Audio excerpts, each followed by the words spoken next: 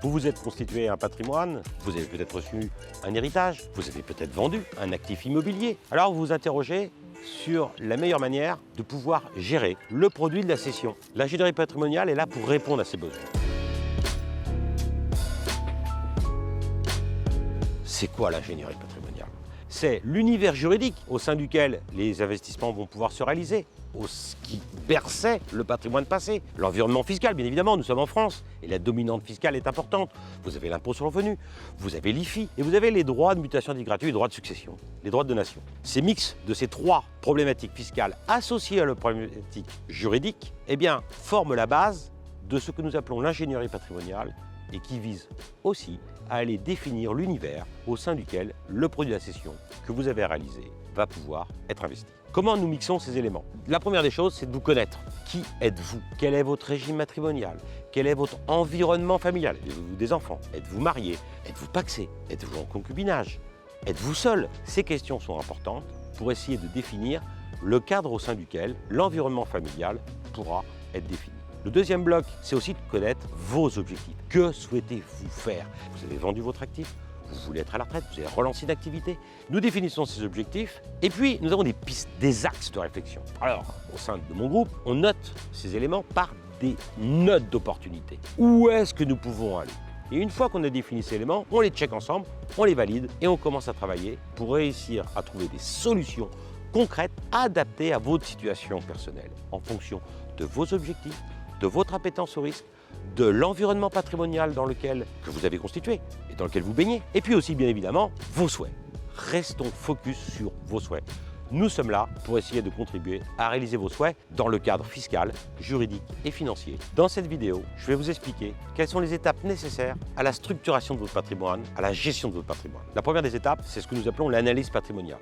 On va recueillir vos données, on va recueillir votre situation personnelle, votre patrimoine, vos flux de revenus, un stock des flux, l'environnement au sein duquel vous baignez, votre famille. Et donc cette analyse patrimoniale permet de figer et de fixer les éléments. Cette analyse patrimoniale débouche sur une deuxième étape, ce que nous appelons le bilan patrimonial. Quelle est la situation au sein duquel vous êtes et quelles sont les répercussions de cette situation par rapport à une problématique qui est celle que vous avez fixée, mais aussi qui peut être contrainte. Exemple, vous avez réalisé un actif professionnel, à qui appartenait-il? Étiez-vous marié sur un régime de communauté? Étiez-vous marié sur un régime de séparation de biens? Êtes-vous le seul détenteur de ce patrimoine avec votre épouse, votre conjoint? Ou avez-vous déjà associé vos enfants? Et donc, nous dressons ces éléments pour essayer de définir là où nous devons aller avec des analyses objectives. Voilà votre situation fiscale, voilà votre situation juridique.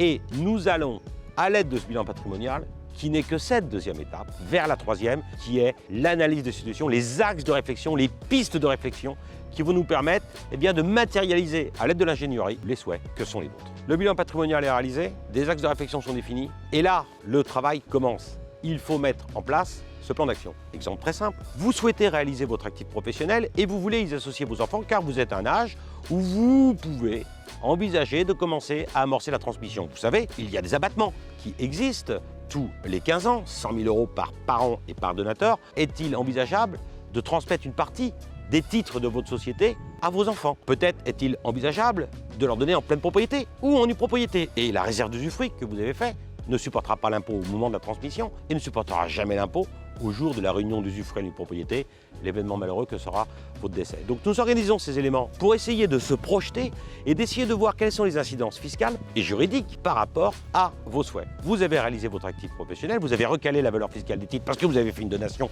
préalable à la cession et nous allons nous projeter au moment où vous avez vendu. Vous avez démembré, transmis la nue propriété à vos enfants. Eh bien vos enfants sont titulaires de la nue propriété du produit de la cession. Qu'est-ce qu'on va faire de ce produit de vente? Est-ce que nous restons en démembrement de propriété? Est-ce que nous créons un quasi-usufruit? Est-ce que nous ventilons le prix de vente entre les mains de chacun? Là encore, les projections à l'aide de nos outils et de notre compétence par rapport à vos besoins, à vos objectifs, sont fondamentaux. Sur l'exemple que je viens de donner, il y a 3 pistes différentes. Nous allons creuser chacune de ces pistes et puis nous allons nous projeter pour essayer de définir ce qui vous convient le mieux. Car l'ingénierie patrimoniale, les connaissances juridiques, les connaissances fiscales n'en servent qu'à vous. Ça n'a pas de sens de travailler si ça ne répond pas à vos besoins. Nous sommes là pour répondre à vos besoins.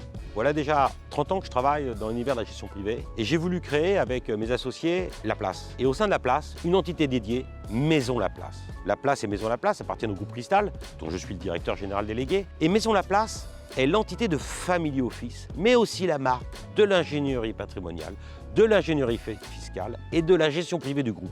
C'est des compétences juridiques, des compétences fiscales associées à des senior advisors, en quelque sorte des experts qui ont eux aussi 20, 25, 30 ans d'expérience et qui permettent d'adresser le meilleur de nos solutions que nous façonnons selon vos besoins à destination de ce qui est le plus important pour moi, vos objectifs.